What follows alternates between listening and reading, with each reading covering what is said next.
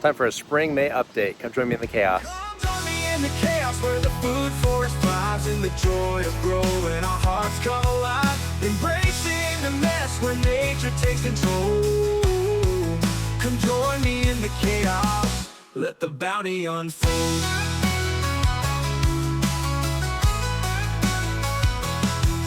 Come join me in the chaos where the food forest thrives in the joy of growing. Our hearts come alive. All right, so I'm excited. It's early spring. Well, it's May. Everything is growing. Sorry, it's a little bit windy, but I really want to document how this is growing, just basically for myself. And if anyone actually wants to watch it, that's awesome too. So a lot of stuff is growing. Lots of black raspberries. So I've been digging up my black raspberries from their source and putting them here and along my edges. And man, it's hard to mow around this stuff. So if you hate mowing around stuff, make sure you mulch it real well. Otherwise, it's going to be a real pain in the rear to clean everything up. But I'm going to have black raspberries all along this edge. And this black raspberry hedge is doing amazing. I mean, look at this. It's filling in nicely. Probably going to be at least a few gallons of black raspberries. Over here, it's a little bit thinner, but I've been putting a few extra rooted clumps. I was kind of digging out of that main cluster right there and spreading them out, putting them around in this area. And they're actually sending up additional shoots. Like here, there's a whole bunch of new primocanes coming up. This is a floral cane fruiting variety, which means it fruits on second year growth. So basically it sends up big canes and then on the first year, and then the second year, those canes branch out and then you get clusters of black raspberries on the tips of the secondary growth that grows off of those floral canes. And as you can see, like every single offshoot, it's gonna have like 5 to 6 berries. So it's gonna be loaded. I'm excited. And then all I did for nutrient for this is I just gave it about a foot of mulch. And I add a few inches each year, but that very first year I gave it about a foot of mulch and it's just loved that. And then I have a whole bunch of strawberries here.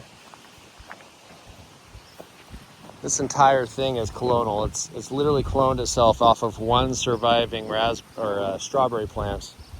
So I had, very first year, winter just for whatever reason killed all my strawberry plants except for one in the very center. And then that one just kind of spiderwebbed outward and has created this entire patch. So I probably have about 1,000 strawberry plants off of that one strawberry plant. And so they're all perfect for this climate. I had a few different varieties that I purchased, and the only variety that survived was the one that survived. I have no idea which one it was because I bought every single variety that a certain website had. I'm not going to say their name because I'm not sponsored and I'm not really very fond of their plants because for whatever reason, maybe it's just me, but most of the plants they send me die and I don't have the patience to send them back, so I don't want to send anyone to them. They're not bad. They're just, they grow their stuff in a greenhouse and it's, it's not hardened off, so you get it and it just dies. And that's my own fault for not, having a greenhouse and knowing I need to have a greenhouse if I'm going to order plants from a garden supplier that keeps their stuff in greenhouses. Anyway, apples are doing great. Let's see if I can see any apples growing. This is my mutsu. How fat those apples are already. So, I mean, obviously it's May, so these probably won't be ripe until August. Possibly even September, I'm not 100% sure. But I think they take about 3 months. Man, I hope that wind's not too crazy. I might have to do a voiceover, which will kind of suck. This is my, what is this, my gala? Yeah, this is my gala, or gala. That's what the apples look like right now. But I still got a few flowers opening, that's kind of cool. Some late bloomers, literally. These ones were all, what's it called? Grafted last year. So these are suckers off of my crab apple, grafted them last year. And so, yeah, they're having secondary growth this year. which means the growth from this year will probably flower next year, hopefully. So nothing this year. And if they had anything, I probably would have removed it. Because I kind of want them to focus on just growing a nice scaffolding to be able to support fruit. Oh yeah, this is my bark grafted one, which has grown incredibly well. I mean, these things are like 5 inches wide. And I have a few apples. I believe this is a mutsu and a gala. I can't remember which scion was which. I should have labeled them. But once I get fruit that's ripe, I'm going to compare the ripe fruit to see if I can narrow down which of my 4 apple varieties I grafted onto here, because I don't remember which 2 scions these were. But I think it's pretty safe that once I have ripe fruit, I can just see if I can get the best match, since I only grafted 4 different varieties. And so those 2 scions are, I think I remember one being a gala. Tell me how to say that. If you know how to say it properly. I've had people correct me, and I don't know if they're trolling me. I've always called it gala, so maybe it's gala. I think I already talked about that. Black raspberry. Peaches. Peaches are doing great. I actually had an issue with a couple borers that I picked out. Hopefully there's not more, but I had a single spot that had some goopy, thick honey-looking stuff coming out the side. And I just kind of shoved my finger in the hole and pulled a couple grubs out. And it looks like it's healing up. I don't see any more goopy stuff, so I'm guessing I got them all. Maybe I didn't, but I don't see any goopy stuff, so that's a good sign, right? Another peach. I think I actually have a few peaches on this one, unless they fell off already. I was kind of wondering if any of them would. Yeah, got some peaches. Right now they just look like apricots, but it's a peach tree. They're growing fast. I'm excited to try those, see how they turn out. That's from a seed, so you don't really know what you're gonna get. This is a black cherry. You can tell by the way the flowers are. Cherries don't really do those big, long, skinny clusters. Black cherry reminds me of a soda I had as a kid. Black cherry soda. Shout out to Shasta. If you know what Shasta is, leave me a comment. But as a kid growing up, my dad would always take me camping. And we would always, as a tradition, get black cherry Shasta soda. I don't know why, but we did. And it's nostalgic, and I can't really find it anymore. I don't really drink soda anymore very often, so maybe that's why. These are my black gems, and they are suckering like crazy, which is a really good sign. Because if you don't know this, blackberries are biennial on the canes. You know, the root system is perennial, lives 30 years or whatever, possibly longer. But each cane only lives for 2 years.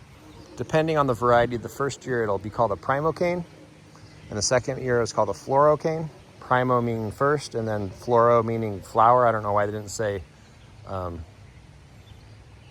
diet canes. I don't know.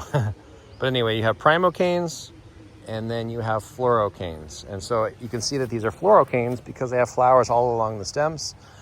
These right here that are newly coming up are called primo canes.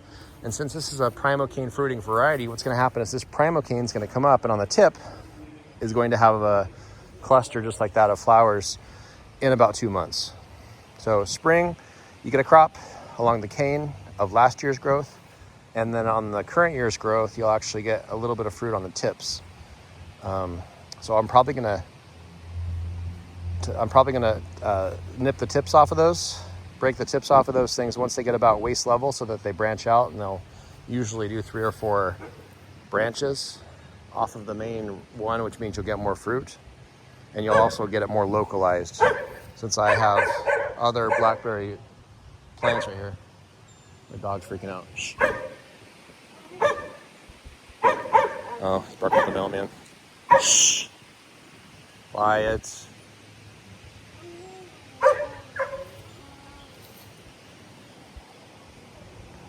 Remember to cut that out. But anyway, a whole bunch of new canes coming up. A couple coming out kind of far from the main plants. So these black gems make amazingly large blackberries. Like, instead of making a ton of little ones, they'll make a fewer amount of ones the size of a plum. So at least on the primocanes. It looks like the floral canes get loaded down. I'm curious if it's going to be able to support this much fruit because the berries are huge and those flowers are close together. And judging by how big the primocane berries were, I mean, if the floral cane berries were even half as big as the primocane berries, which were huge, there might be some issues there. Oh, nice. Little new primocane coming up right there. Another black gem. Oop, another one coming up here. Another black gem. A whole bunch of potatoes coming up. And I actually have some, last year I had a romaine lettuce growing right here. I don't know if you can see that from here. But look at all that red romaine lettuce coming up where it dumped the seeds right there. So I'm just gonna let those grow and see what happens. Over here I have a bunch of garlic, like tons of garlic. I didn't realize how much I actually planted. I saved my entire crop from last year. And then I have onions over here. Oh yeah, I forgot to talk about these plants. I want to see them at least for my own reference. This right here is I think it's a plum. Let me look at my tag because I don't remember. Yep, it's a plum. And this is a wild plum. So a lot of wild plum varieties are kind of disappearing. And so I actually got these from the Department of Conservation. So I have a native plum tree. I'm gonna try the fruit out, scatter some seeds, maybe do a little bit of guerrilla gardening with the seeds. A lot of our wild landscapes are just full of pretty much just Bradford pears and nothing else. So I'm gonna do some experimenting and scattering seeds and see if I can create some diversity. And this is a hazelnut tree, hazelnut bush. I don't know if I'm gonna get any fruit yet, any nuts yet. I did see some little catkins, but I thought those were the male flowers. I've never done hazelnuts before. So if you know anything about hazelnuts, let me know. I'm guessing I might not get any nuts until 2 years from now or a year from now. I don't really know. And then here I have more black raspberries. These are all cherries, Nanking or bush cherries. Some people call them Nanking cherries. Black raspberries. My lilies are doing pretty well, growing like crazy. Mushrooms popping up. Got lots of lilies. Those are gladiolas. Some black lace elderberry. More. Mine went blank. Black raspberry. Blueberries.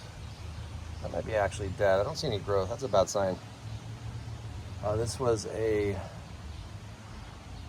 fern experiment. I got some fern spores and put them in here, and they're growing okay. It's very small. This is a gladiola bulb.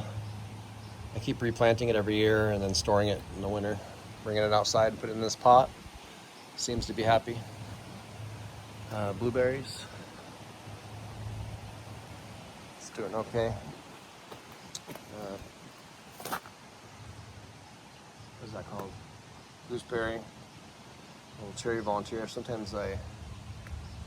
Last year I was on this ledge eating cherries and throwing them off this edge, the pits, and apparently one of them grew. So that's a pit from a cherry. Little sweet cherries you buy at the grocery store.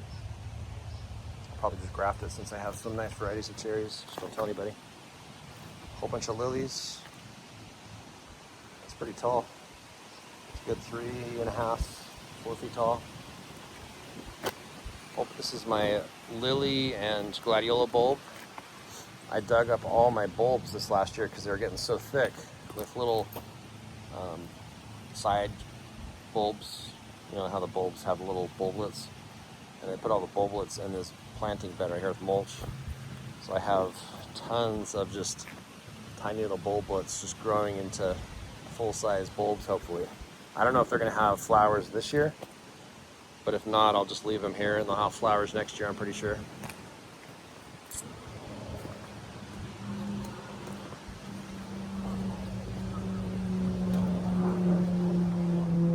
Here's an ARC 45, some figs. These are Chicago Hardy figs, and these are variegated tiger figs. More lilies, some kale, some potatoes, just random stuff. Asparagus. If you didn't know, this is what asparagus looks like when you let it leaf out and gather energy. If you just always pick the asparagus, then it just dies eventually. You have to let some of it do photosynthesis to make new stuff. Those are I think those are fire lilies right here. It looks like they're forming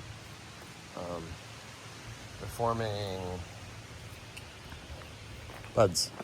Struggling for words today. Lots more lilies. Ooh, this one has cool colors. I'm gonna have to clone more of this guy.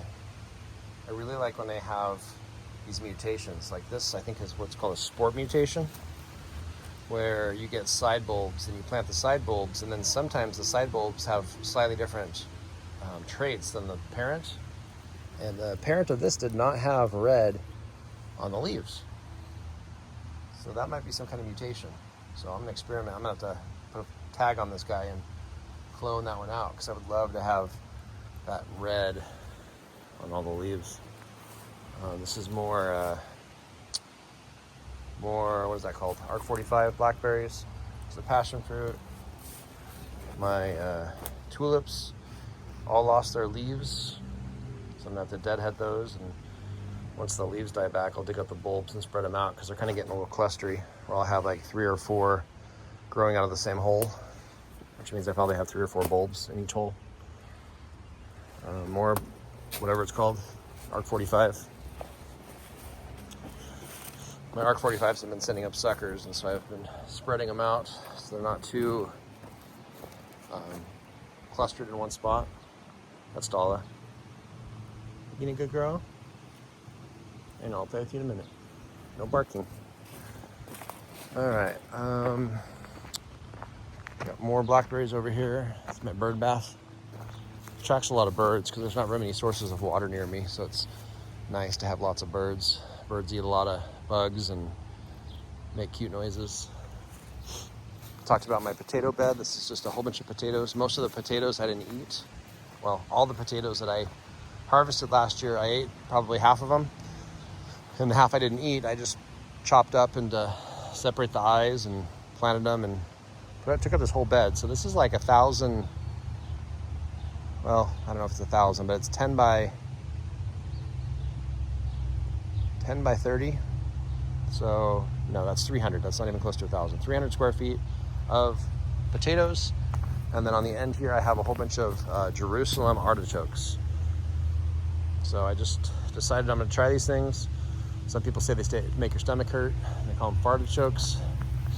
They're so easy to grow. So I mean, I just put a whole bunch of these little, I don't even know if I can call them bulbs, tubers, whatever they're called, right here. Oh, hey, Robin. This guy always comes and hangs out. He has a worm in his mouth. I call him Robin. My kids roll their eyes, but that's his name. I think it's the same one, because I've actually had him like 2 or 3 feet away from me, like a chicken, just following me around thinking I'm gonna give him food. If anyone that's watching has chickens, shout out to you. But you know how the chickens get really brave? Well, that's how this robin is, super brave.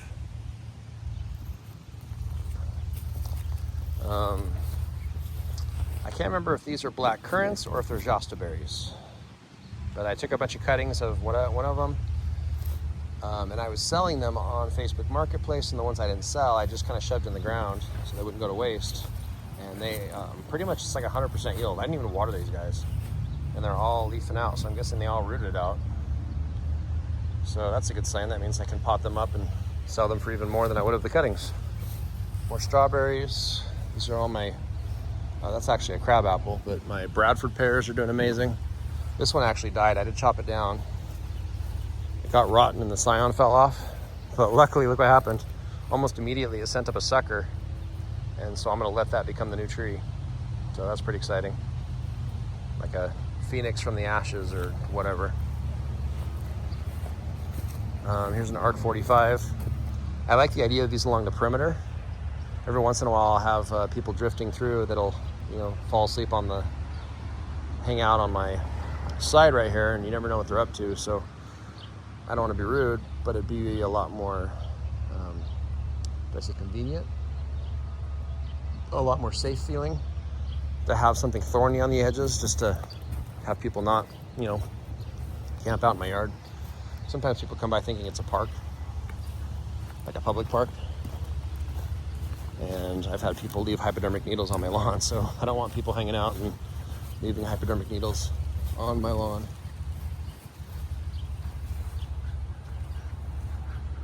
All right.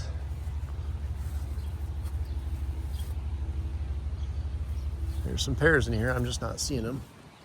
Hopefully they don't all fall off. Oh, there they are. They're just hard to see because of the same color as the leaves. And those are Asian pears. If you look close, they're just kind of scattered everywhere. So that's kind of exciting. I did really well. All right, this is my vineyard over here. Oh, this is a mulch pile. And I've actually taken some more of the Jerusalem artichokes and just put them in like random spots that I don't really ever cultivate anything. And there's a raspberry right there.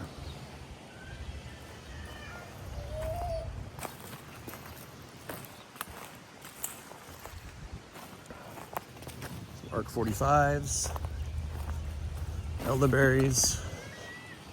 Elderberries are going nuts. More elderberries. Whole bunch of red raspberries. More red raspberries. This is all heritage red raspberry. Some grapevines mixed in, some elderberry. More blackberry. More elderberry. Red raspberry. Grapes. Willow. Raspberry. More raspberry. More elderberry. Oh, I love how all these suckers came up. These are all blackberry. So this main blackberry cane, like last year, no, 2 years ago, I put this here, and it grew one giant cane, and it didn't really send up any new canes. So I got really nervous because normally blackberries will send up primo canes every year, but for some reason this one just put everything it had into the floral cane and branched out like crazy. But now this year, of course, it's all floral cane, and the floral cane all died, and so I was like freaking out, worried that the plant was dead. But man, it sent up 1, 2, 3, 4, 5, I don't know, maybe 15 primo canes. And since I only had one primo cane one primo cane 2 years ago, no primo canes last year, and then 15 primo canes this year off of that one plant, like that's pretty impressive. So that plant redeemed itself. Thought I was gonna have to transfer one from another side of the yard.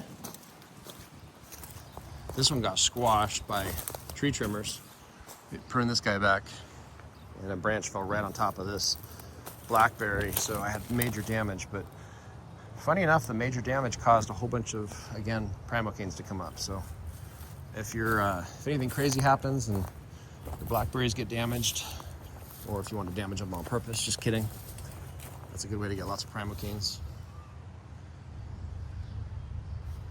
This is an experiment with a river grape, so you can tell that this grape is different than my other ones. I'll show you again in a second, but it has the red stem. This is river grape. It has a very aggressive root system, and so I'm going to try grafting Vitis labrusca, which is like fox grapes or concords, onto the top of that. I actually did. Oh, I did it.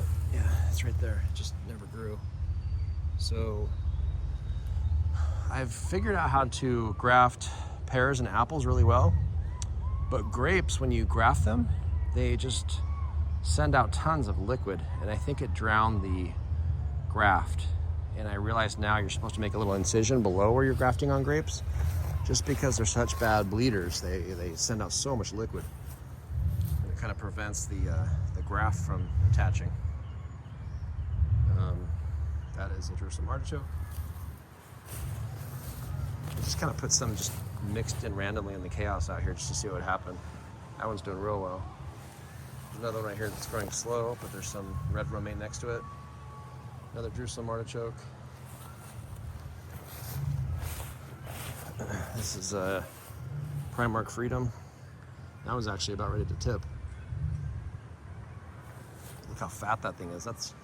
That blackberry is almost as thick as my wrist. I've never seen them get that fat. More raspberries. There's all those suckers. Those are black currants. We call them diaper berries. More blackberries, more black currants, blackberries, raspberries. Oh, there's some grapes right here. Those are Concord grapes. Red currants. And this is the grape vineyard.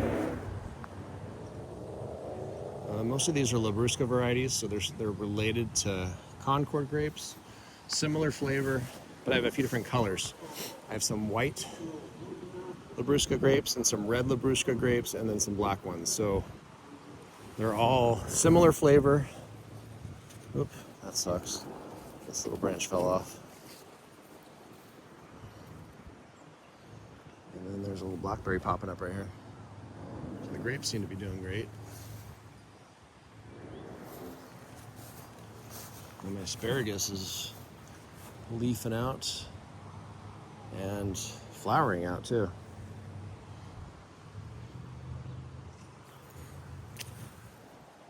That sucks. The wind just takes these things right off.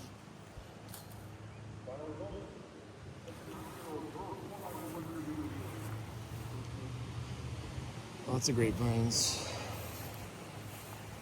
Oh, cool. These are all Jasta berries, cuttings. They seem to be doing really well. More grapes.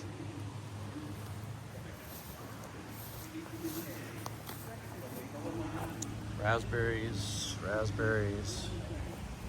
elderberry, mushrooms.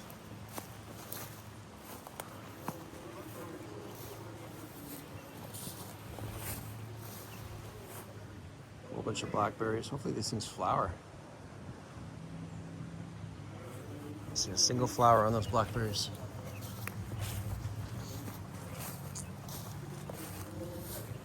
More blackberries.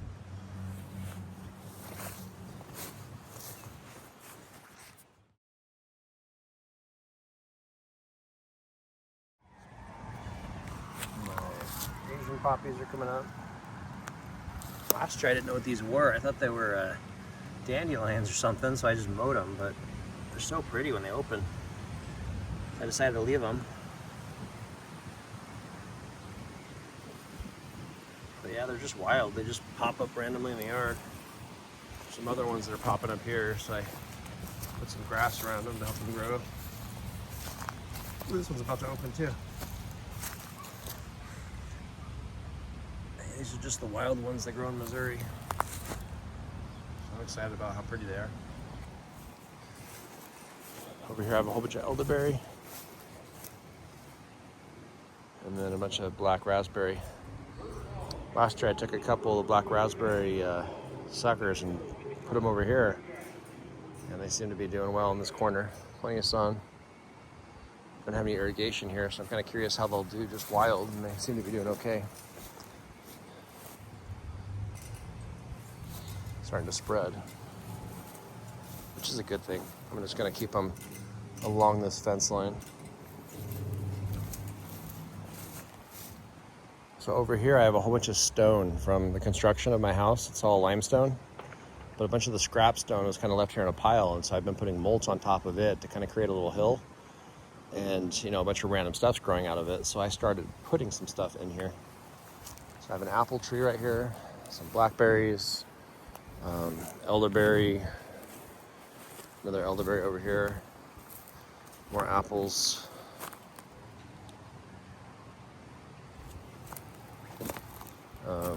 What else? Oh, this is a, what is it called? Jerusalem artichoke, another apple, and then a whole bunch of just native random stuff like Amur honeysuckle and other things that I don't necessarily want, but I'm not going to kill. What I basically do is I just cut it back hard, and then I select the things that I want and let them kind of outcompete for sun, and they just naturally kind of take over. Because you always want to have something in your soil. You don't want to just clear the soil, because then the soil will die. You want the soil to be healthy. Got a whole bunch of random little apple tree right here and asparagus. I threw a whole bunch of asparagus seed around here, so lots of asparagus, a pear tree, another pear tree. I'm excited about this. So I put a whole bunch of seeds over here for pawpaw, Asamina triloba. So that's pawpaw, not papaya. So that's why I say Asamina triloba is the scientific name. But that's the native tropical looking fruit. Tastes like a cross between like mango and banana. It's really kind of weird, but also delicious. Here's my pond. So it's supposed to be a natural pool. I'm trying to attract amphibians. I had some frogs and bullfrogs and other things that I've heard nearby. And so I'm hoping they'll come and take up residence, add to my diversity. Oh, here's a nectarine tree that rose from the ashes. So I thought this thing was dead. So I had borers and stuff. And I tried picking the borers out, and the trunk just like, the whole thing just all the leaves fell off, and I thought it was dead. But this year it popped back and actually has a couple little nectarines on it. We'll see what happens. At least the leaves didn't fall off, so I'm hoping for the best. We'll see what happens. Another pear tree. This is all burdock. The roots are edible, but I don't really like it very much. But I just tolerate it since it feeds the soil. This is an apple bush. What is this called? Mine went blank. Elderberry. Elderberry here, elderberry there, elderberry there. Trying to get a little elderberry patch back here. This is a really sunny corner of my yard. And I tried putting other things here and they don't really survive. Like I tried doing, what is it called? Potatoes. I tried doing potatoes over here and they did not make it, just too dry. Like you gotta have a little bit of irrigation in the summer. So we'll see if the elderberry does okay. This right here is an elderberry patch that's just totally chaotic. We'll see what happens. Tons of it coming back. I always cut it to the ground, so it's really going nuts. I believe this all right here is either boysenberry or marionberry. I forgot what I put right there. And this is all boysenberry for sure. The thing is I put some marionberry over here. I'm just not 100% sure if that's what that is right there. I thought marionberry had bigger stems, and it's possible the marionberry died. But this is all boysenberry for sure. So that is exciting.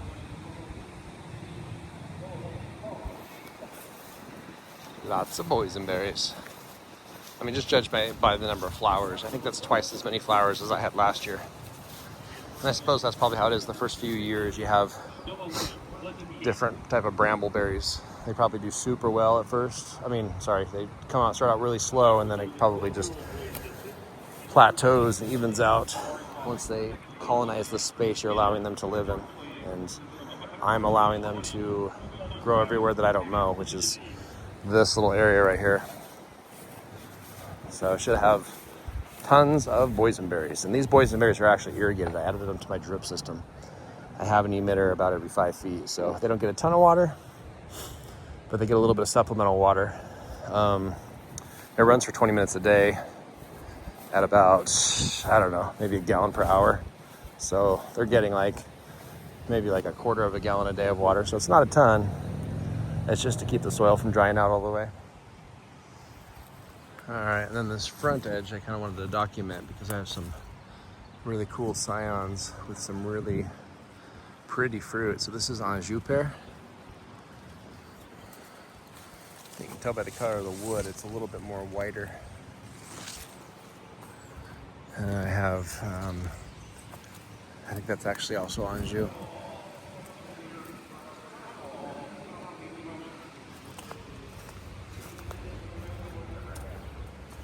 This one has some Asian. You can tell by the leaves. They're a little bit bigger, shinier. Don't see any pears though. Oh, there's some hiding up here. A little bit more round, a lot greener. These are the giant Asian pears. But yeah, this was a grafting experiment.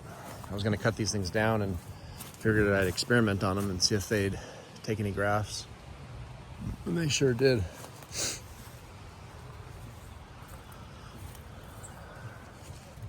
Whole bunch more Asian pears.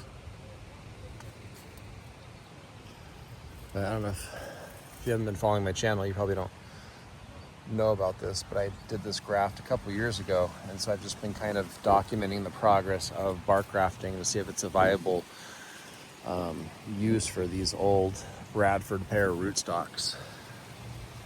And so it's kind of cool to see how fast they're growing. There's another one.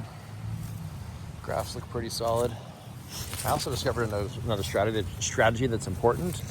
So on one of my trees, I only did it on one side, and the graft failed.